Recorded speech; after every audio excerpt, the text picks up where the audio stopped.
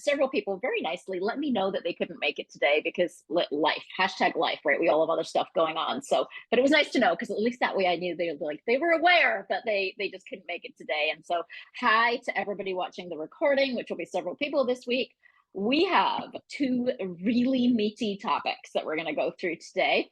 The first is around identifying your target reader. And I'll give you the highlight, which is probably whatever definition you have right now of your target reader is way too broad, and we're going to work on narrowing it. Okay, so really brainstorming who is your ideal target reader. We're going to get really deep into nitty gritty. You're going to feel like I'm throwing a lot of information at you, but I want you to know that there is a workbook that walks you through it step by step with tons of examples. And Sheila got a little preview because I asked her to make sure it worked. It's got a lot of details. So pretty much most of what I'm saying now will either be in the workbook in detail, or you can ask me questions, or I'm going to make the PDF of the slides available. So anything that's on the slides, you don't need to write down. You're going to have access to it after the class. Just don't panic. And then the second section is going to be around choosing your Amazon categories. And whereas the first section has a piece of homework, which is a workbook that I'm giving you, which has a lot of brainstorming work for you to do, the second section, I'm not really giving you homework right now. I have one optional piece of homework for overachievers who would like to do homework on the second section, but really your homework for this week is on the first section. And the reason for that is we're going to do a live workshop on the Amazon categories, which is the second section. And so I really thought about like, how far should I ask you to go right now? And the problem with Amazon categories is it can get very complicated very fast. And I don't want you all like struggling with it. So I'm going to really think about how to simplify it. And we'll go through a much simpler version of how do you choose your categories. And when I say simplify it, you're not going to see the complex version, but there is a complex version, which is that you go out and you identify every possible category, and then you write them all down, and then you go do a homework on all of them, and it's a lot of work. And so I'm trying to work out how to simplify that for you all, and I don't quite know the answer yet, but I will by the time we do our live workshop. So don't worry too much about it. We don't know the date of that live workshop yet, right? Well, actually, let me share my screen. You are a good straight person. Yes, so I am setting the live workshop up. It will be recorded, so even if you can't make it live, we'll work out how to go through the same process with you that we go through in the workshop. And maybe we'll work out how to have you do a little piece of it, and then I'll help you with the rest. So the hands-on workshop, we're looking at doing 2 Saturdays away, Saturday, September 2nd from 10 to 11:30 Eastern. I have added that to the list of meetings in the portal, so you can find that information there in the class hub as well. But if you can't make it live, we will find a way to, what I want to do by that workshop is really break it down into a simpler series of steps for your Amazon category selection. And then if you can't do the piece that you need my help on, we'll just set it up separately and make sure we get it done for you. So don't panic if you can't make it live, but the more of you can make it live, the better. So any questions on that? Okay. Well, I say we jump into our section on choosing your target reader. That's not supposed to be on that slide. So just a reminder first, I said this on the coaching yesterday, that the way we've got this structured over the 12 weeks is we're starting with the foundations, and your target reader is probably your most important foundation. I would say the second most important is going to be your book description in terms of your overall marketing plan. But I would say before even the book description, really understanding your target reader, it flows into everything you do. And if you go develop a bunch of tactics, but you didn't get your target reader definition right, or it wasn't clear enough, you're just wasting your time doing all of those tactics because you're going after the wrong readers and saying the wrong thing. So for those of you who are kind of like, get ahead, Lainey, tell me what to put in my plan. I can't really tell you what to put in your plan until we know who your target reader is. And that's why this piece is so important, because it's probably the number one thing that will define what belongs in your plan, and the elements that you execute in your plan is, I was good Scottish, execute in your plan is this question of who is your target reader. And so just to move ahead one page, over the 12 weeks, don't worry, we are going to get to the question of what tactics, what activities do I run in each section. But I did actually allow a few weeks up front on the foundation because it's so important for everything else. So after we go through these elements of foundation, like your Amazon categories, like your target reader, like your brand and action, then we get into actually saying, okay, what's going to be in your plan? What exactly are you going to do to build social proof?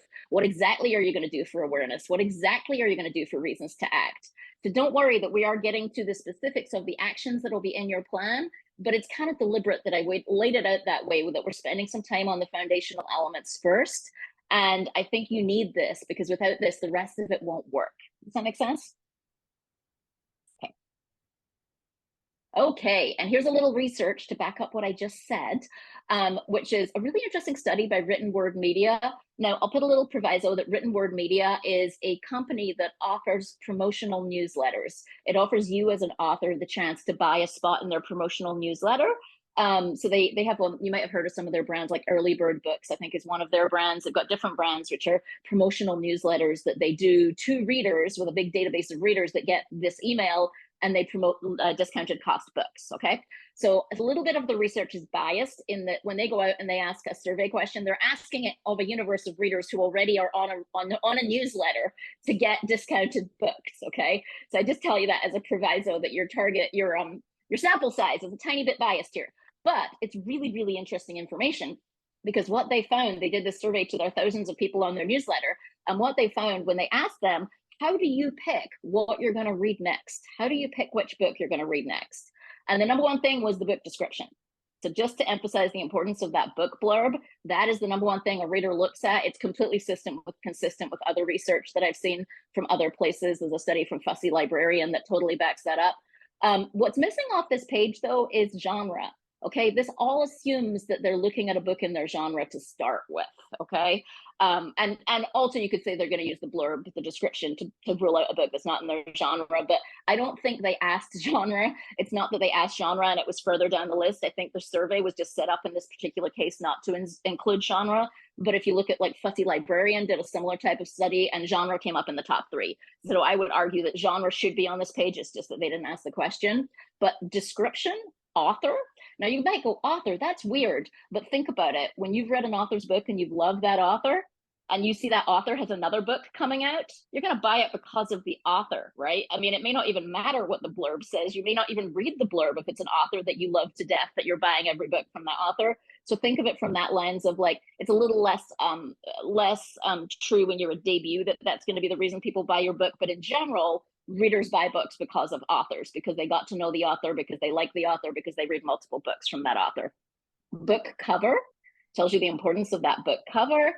Review score, and interestingly, it was the average review score. I thought that was very interesting. I'll comment on that on the next page. And the number of reviews matters as well. So I just wanted to kind of put that out there as something to say, like, I'm doing this based on research, right? To the extent that I can give you research that shows why we're doing a certain thing. And this key conclusions from this study, I just talked about. Description, author, book cover are important. The other thing it found was that an entertaining or unique plot was the most important factor in influencing whether the reader enjoyed the book. So this is a different thing, right? It's not will they pick up and read the book, it's did they enjoy the book? And readers said that entertaining or unique plots were really the number one thing that influenced them. And also they said that they looked at the average review score when evaluating a book. And I just want to say that what that means for you is it's okay to have a few bad reviews here and there. In fact, sometimes bad reviews actually help people choose the right book. So, like, the average score is what matters. That one-star review that you got, or 2 one-star reviews, they don't matter as much as you think they do. You're going to get some along the way. And it is not a reason to go, like, drown yourself in 5 bottles of Sauvignon Blanc or whatever. The odd bad review actually doesn't matter as much as people think it does. And interesting little stat about how many people are active reviewers. I put a bunch more data in the backup slides. I'm not going to spend the time to go through it because I want to keep us focused on practical stuff I want you to do. But for what it's worth, there's a lot of really interesting data in the backup slides when you get the PDF. Things like formats and by age group, what format are people likely to read in? Do they read ebooks or do they read audiobooks? By age slice, okay? Might be relevant if you're targeting a certain age and you want to know what formats they read in. So there's a bunch of extra stuff in the backup that I'm not going to present. But what I am going to do is jump straight into audience description. So examples of a too broad audience description. And if you see your own audience description here, I am not picking on you, okay? I thought it might be fun just to grab some real examples that came in from our onboarding form. So this is very normal. This is how everybody starts with their audience description. Don't take it personally. I'm not picking you. I could have picked any of the descriptions from any of the onboarding forms and they would have been very similar to this. So not picking on you, but these are actually some real ones that came out of our class. And I thought it was kind of interesting because they make the point, okay? So women's fiction readers, age 24 to 65, college educated, fans of Colleen Hoover. You might think that's quite a good narrow description. I mean, we've got Colleen Hoover. Surely she's a targetable author. The issue is Colleen Hoover is humongous. I'm going to show you this on the next page. And she writes multiple genres. So if you target Colleen Hoover readers, how do you know you're really getting the reader for your book versus someone who likes Colleen Hoover because of some other reason? I'll show you on the next page what I mean. And then a second example would be readers of contemporary women's fiction and romance and over 30 and women.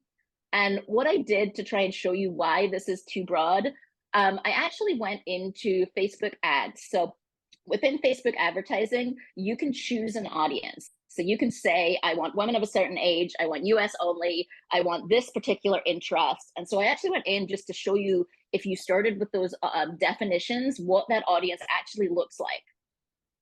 Let's go forward. So let's take the first example. Women's fiction readers age 24 to 65. I narrowed it and said US only, okay? That is 14 to 16 million people just on Facebook. Okay, that's not in the world out of the 300 million people in the US. That's on Facebook. They have identified 14 to 16 million people that they believe fit in that category.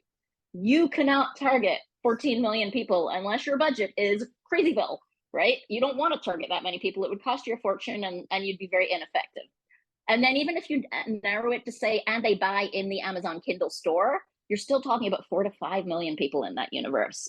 So what about if we narrow it to just Colleen Hoover?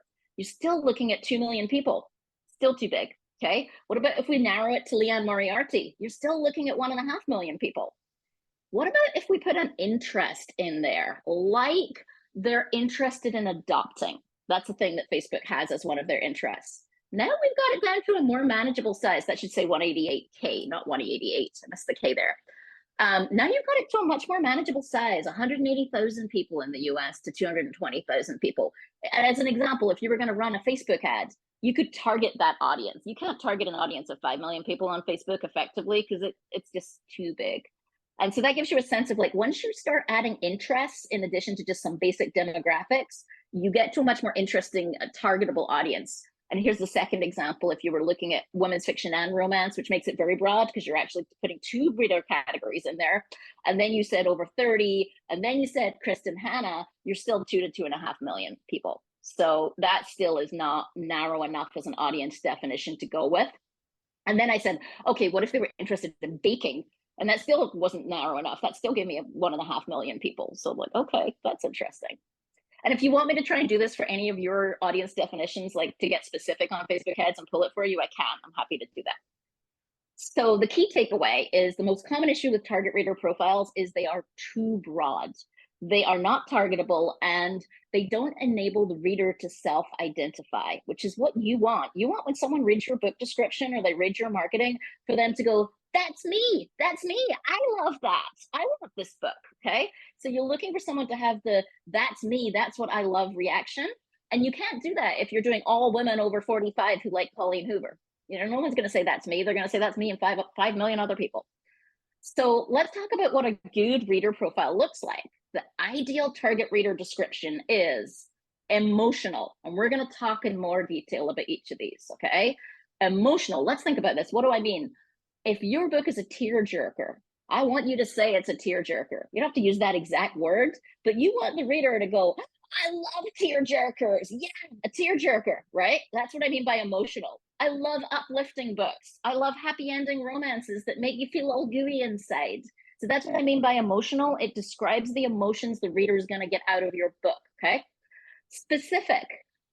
Is it in a specific place? Is it going to provoke a specific emotion? Is it for a specific type of reader? We'll get into all of this. It's findable. Ideally, let me give you an example. Baking I picked because I went, ooh, I could find bakers, right? You can target bakers. There are bakery forums. You can actually get people to self-identify as bakers. You know, baking's not a bad thing. It just happens to be a very large category of people. So maybe it needs to be a bit more specific than just bakers.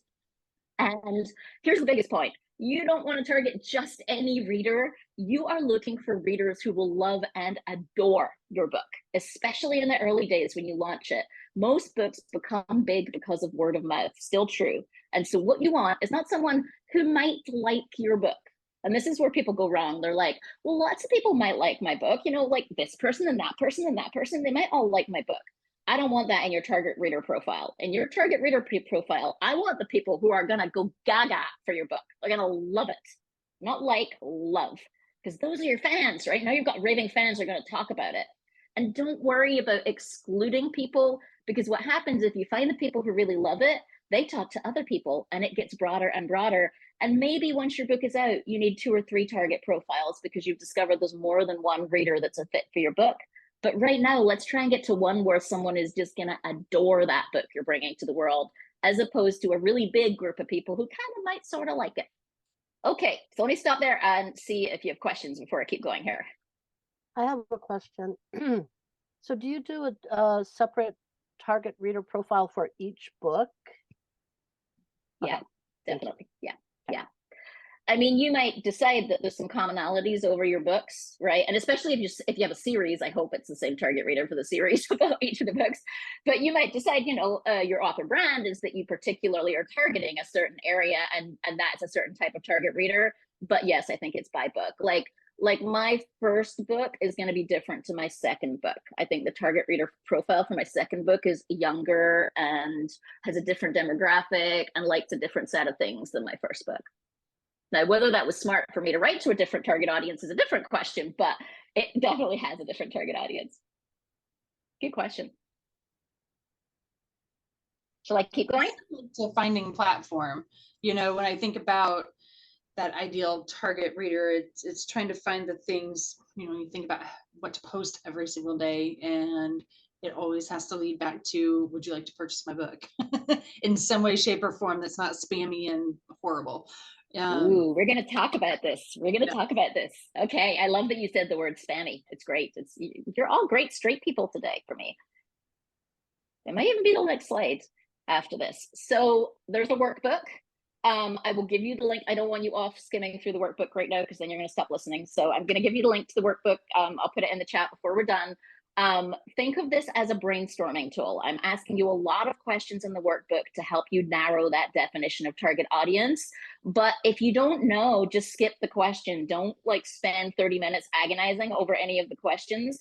If you don't know, it's probably not relevant. Just go, I don't know, moving on. Okay, so the idea of the workbook is it's more of a brainstorming tool. I'm asking you lots of different questions to help you, and we're going to go through what they are next, how I structured the question.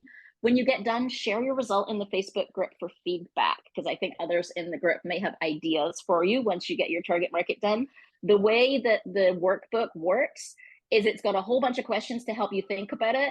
And then at the end, it has a summary chart, and it says, okay, go back through all the questions you just answered and pick out the things that look good to use. So you're going to go back to the questions and pick out the pieces you like at the end, and that'll become your target reader profile, or your ideal reader profile. So I think, let's talk about that spammy, icky feeling.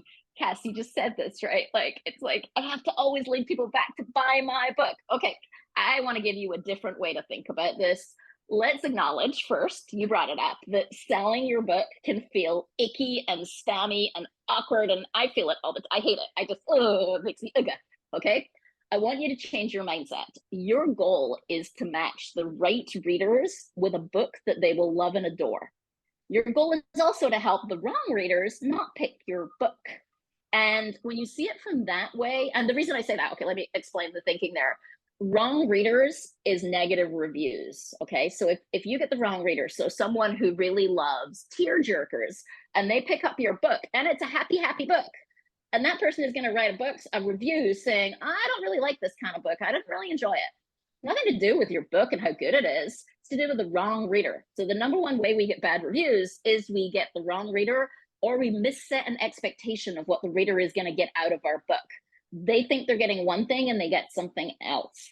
And that's how you end up with bad reviews. Is the most common bad reviews are misset expectations, right? I thought I was getting this particular trope, but it turns out you didn't deliver on that trope, or that trope had certain expectations, and this book didn't deliver on my expectations of reading that trope, so I'm unhappy, I write a bad review. So if you see it that way, your goal is to help people who will love your book find it and buy it. They want to be matched with that book. And people who won't love your book, it's to help them not pick your book, which includes putting things that might turn people off if they're the wrong people into your description. Okay. And so when you see it that way, it feels a lot less icky. And it also hits on this question of triggers. We had a little conversation, I think it was in the coaching session yesterday.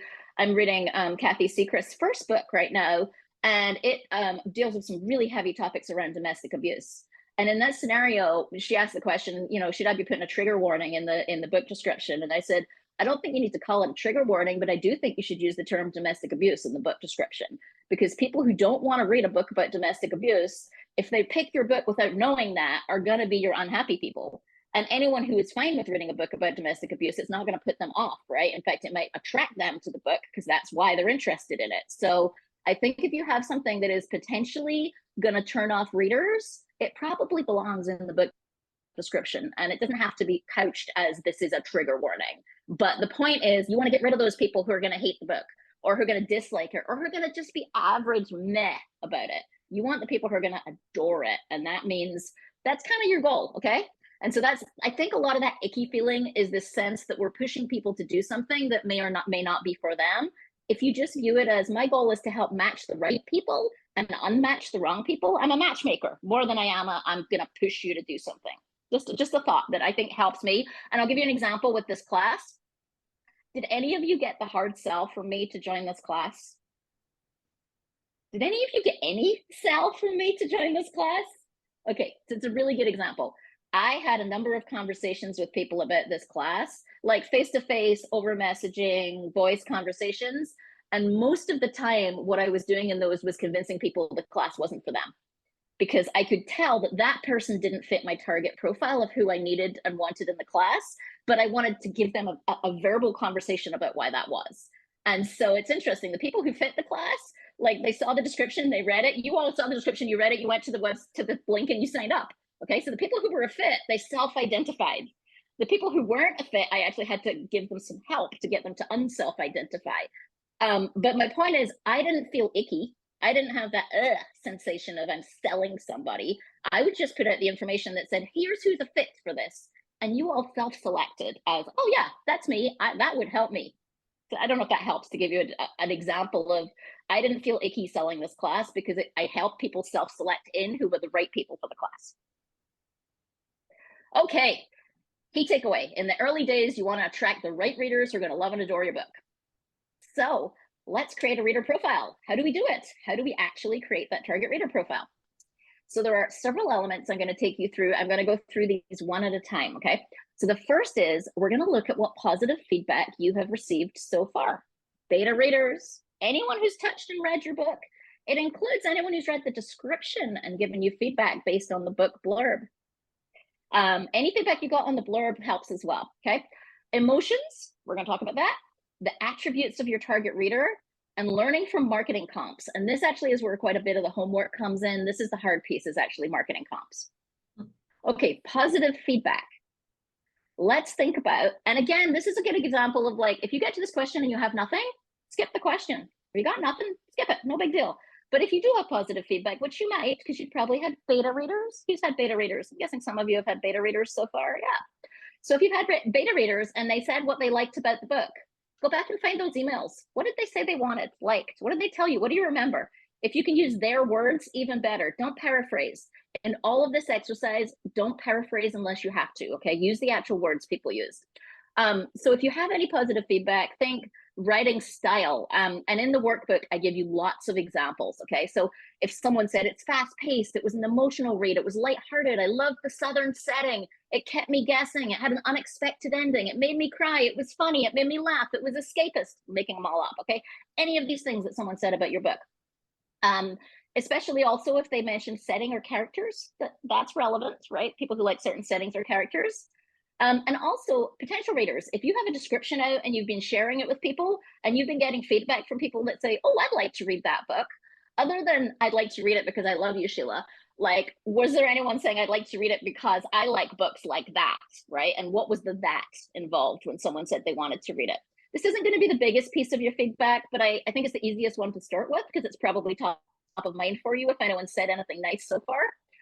And also, if anyone described who they are, that is really helpful. So what I mean by that is if they said, oh gosh, I'm a young mom, and as a young mom, this sounds really cool. Or I'm a big traveler, and as a big traveler, this sounds interesting to me. Or I'm recently retired, and this sounds great. So like if anyone mentioned any attributes of who they are as well, that's also very relevant. And that's what I mean by did they describe themselves? Okay, so that was the first section on any positive feedback you have so far from anywhere. Emotions. What emotions does your book evoke? And I'm actually giving you a tool to help with this so you don't have to just start from scratch. Who's heard of the emotions wheel? It's actually a tool that's used in therapy to help identify how you feel about something. I have two more detailed versions that I think might be helpful to you, and they're on the following pages, and you have this in the workbook. This is what some people would call the positive emotions, also called the comfortable emotions. And so this could be a good way to look at it, to look at all of these and say, which of these are a fit with my book? Which of these positive emotions might a reader experience in reading my book? Would they feel grateful for their life? And if you can get specific and say, they would feel grateful for, if you can get specific, even better, right? If you can't, you can't, but they would feel hopeful about.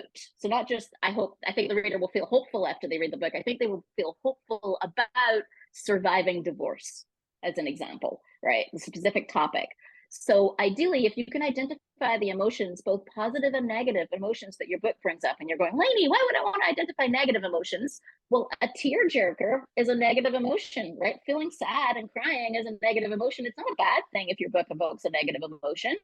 And so I'm giving you both of these circles here. I think these are I searched all over, and these are the two best that I found. So both uncomfortable negative emotions and comfortable positive emotions. The goal is you want to look at these and you want to decide what emotions do you expect your particular book to evoke, and write them down in the workbook. And examples: gratitude, bravery, confidence, hope. And can you say specifically for what? So go with my divorce example. Hope for surviving my divorce, hope for finding love again after a divorce, hope for overcoming grief and starting to see light in the world again. Hope for what? Okay, if you can get specific, better. And here's the bonus points. If you can do a before and after on the emotions. So if you can actually say, readers dealing with grief, this novel brings hope for recovery. So get specific, right? So what's the before there is grief. The after is hope, right? So like, can you play with a before and after when a reader reads your book? And why the heck are you making such a big deal of this, Lainey? Because when you do your book description, I want you to be able to look at your book description and go, okay, my reader is doing a before and after where they're going from grief to feeling hope for recovery. Does that book description get that across, right? It's going to show up there is where you're going to see it. So that's why you need to know it before you can see whether it shows up in your book description. So that's the second thing that we're going to look at in order to define our target reader. Oh, and there's a little alternative emotions wheel in here, just for those of you who love this stuff, which looks at when you combine the emotions, what you get. So like fear plus surprise is awe. Sadness plus disgust is remorse. I just thought it was kind of fascinating. We started combining these, but it's not that relevant. Okay, the next thing you're going to look at, and this is really going to be some brainstorming for you. You're not going to be able to go find this somewhere. You're going to need to apply your brains based on what you know about your book, is the attributes of the ideal reader. So life stage, are they in a particular life stage? So I'll give you some examples of life stages. They're college aged, they're new moms, they're moms with school aged kids, they're about to get married, they just got married, they're mid-career, they're at the end of their career, they're moms with teenagers, they're retired, they're about to retire, they've been retired for a long time. Like, these are life stages that you can think about. Are there people in a particular life stage who are going to find your book the most interesting? Life experiences. I've brought up the example of survived divorce a few times, or they're in the middle of a divorce, or they chose not to have kids. Cheryl's book is falling in that category. they survived abuse, they're cancer survivors, they're grieving, they're in a long-term committed relationship, they lived abroad, they've got social anxiety, they're dealing with depression. I put all of these examples in the workbook for you. I tried to give you as many examples to kind of provoke thought as possible. Desires, things they wish they had. They wish they had kids, but they can't. They wish they could travel. They wish their kids hadn't just left for college and left them all alone. They have desires, and they might be unfulfilled desires. They have hobbies. They're bakers, they're crafters, they love to travel, they're walkers. I mean, the hobbies are great for targeting people because you can self-identify and you can use imagery that helps attract people. And then anything relative to location. Are they in the Midwest? Are they lovers of a particular location? Are they pining to live in a particular location? Anything you've got there as well is helpful. And then I want you to consider age group. And this is tricky because I actually tried to find you an age chart for women's fiction, and I couldn't. I like searched all over trying to find the demographic for overall women's fiction. And there doesn't seem to be, please, if you have it or you found it somewhere, let me know, but there doesn't seem to be one good one. So what I did is I put a couple of things in here that are going to help. Oh, okay. Let me come back to that. I put a couple of things in here that are going to help. I put a profile of romance readers, which I was able to find. I'm not going to talk through all of this. We have one person in the group who's focused on romance with this book, a romantic title. And then what I did is I put in here some interesting information that I'll let you read offline around age groups for women's fiction. Specifically, what I did is I pulled my own data from my podcast, which is 1,200 people who read women's fiction. And I also pulled my own data from my Instagram, which has 8,000 people. And it does show you a little bit that women's fiction tends to skew a little bit older. And it, like, if you look at this Facebook example here, Facebook also skews older as well. If you look at this Facebook example, look how much of that is 65 plus. And my book is a career book. It's not necessarily a book like targeting retired people, but if you look, it tends to skew a little bit older in general. And you also have a big chunk in that 45 to 54 age group. If you're looking at just the big generic women's fiction category, in case that's helpful. I couldn't find like a profile of the market in general. If anyone finds it, let me know. I'm just flipping back here for a second to this page that I skipped. But I just want to point out a couple of things demographics wise, mostly because I want to make sure you don't make mistakes. 65% of all new book sales are made on Amazon. You are going to sell on Amazon, get over it. Audiobook is still a significant part. I have several people in my debut year who decided not to put Amazon on their website because they wanted to support bookstores. Okay, it's 65% of the market. Let me just leave it there.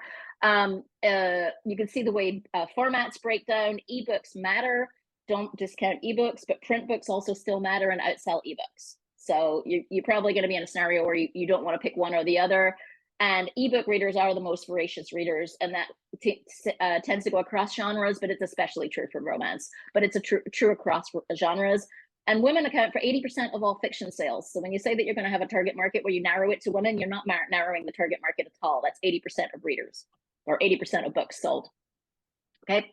I know I'm skipping ahead because this is not the most important piece. I wanted you to focus on how you're going to get to your target market. That's all just data to help you as you think about it. Okay, marketing book comps. Why did Lainey put the word marketing in front of this? Because a marketing book comp is not the same as an agent book comp. An agent book comp has, for example, a criteria that it has to be published within the last 3 years. Not true for a marketing book comp.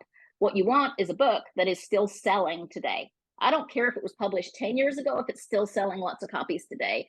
So a marketing book comp, what you're looking for is a book that's selling a decent volume that has a similar reader experience to your book. So if your book is a tearjerker, you want a comp that is a tearjerker. It doesn't have to have the same content. It doesn't have to be making them cry for the same reason necessarily, but the experience of reading that book should be similar. And these comps are going to become really important because you use them for advertising, you use them for creating content, you use them for making comparisons when you're talking to the media, and you're going to use them with potential readers and your book blurbs and your book descriptions. But really focus in on similar reader experience when you think about comps. I don't care about the age, I care about whether it's still selling, and I'll show you how to know that. And tropes and reader expectations matter a lot. So if your book is within a particular trope, make sure your comp is in that same trope and very similar, ideally. And here's an example of a book that is from 2019 that I would say makes a great comp, maybe too big a comp for some books, I don't know. When We Believed in Mermaids, you could question whether you'd use it as an agent comp because of the age, and because also agents will tell you don't compare it to big time authors who sold 2 million copies like this book sold. And I will say absolutely compare to a big time author who sold 2 million copies. If your book blurb says, for readers who adored When We Believed in Mermaids by Barbara O'Neill, absolutely, why not? Why wouldn't you do that? You're not trying to sell to an agent or a publisher. You're trying to help a reader know whether it's a fit for them. So the criteria for how you think about a comp for marketing is different than an agent comp.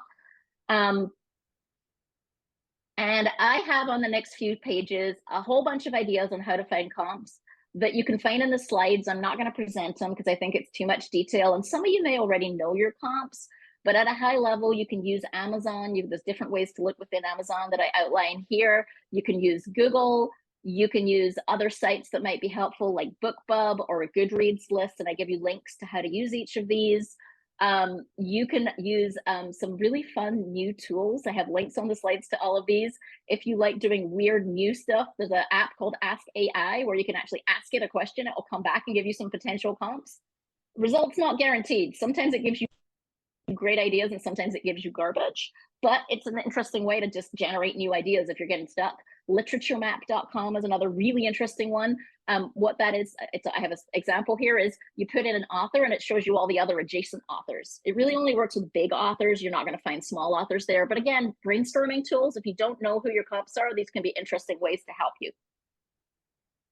Okay, so why is Lainey making me go find these comps? This is what you're going to do with those comps.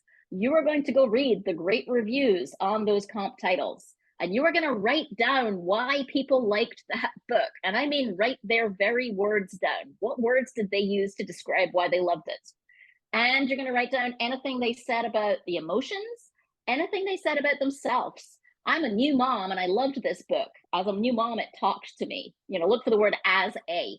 So anything where they say who they are, why they liked it.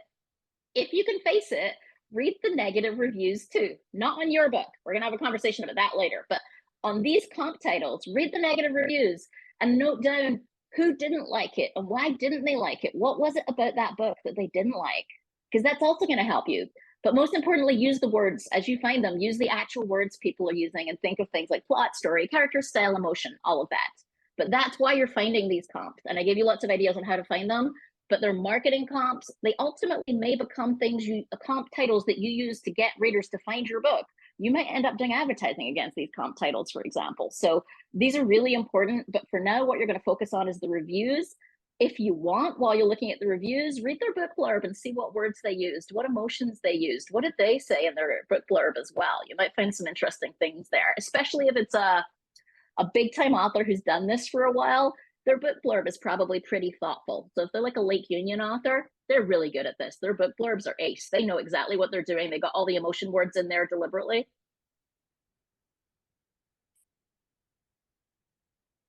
Okay, and I talked about this again. If you have extra cycles after you do that, one thing that can be interesting, it's not in the workbook, is to try and just write the opposite of your target market. So if your target market is recently married people in their 20s, okay? The opposite of your target, who are happy and in a wonderful place, okay? And like baking, I don't know. Like, yeah, that's a terrible example. But the opposite of your target market would be longtime married people in their 60s who are unhappy, right? Like making that up. I'm just saying that if you have a target market, it can be helpful to write down the opposite because those may be the people who are triggered who you don't want reading your book. They might not be, but it can be an interesting little exercise to try and write down the opposite of your target market.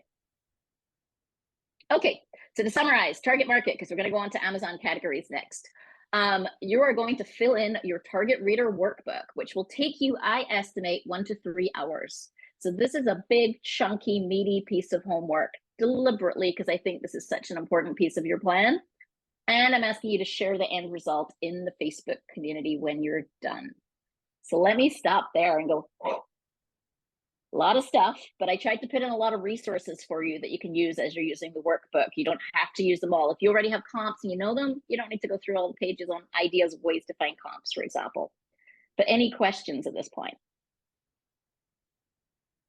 So my question is this, I'm getting ready to send my book to beta readers. So I had already planned to ask them, like, describe some adjectives about my writing style or describe how this book made you feel. So I've got a great opportunity to gather some information.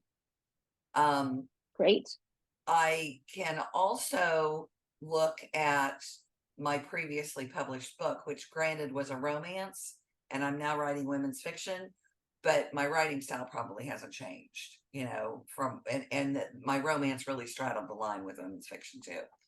But even given those two factors, just don't believe, and maybe this is a falsehood on my part, I think people don't understand how others perceive them, you know, in general, and their writing. So I'm not convinced that I know.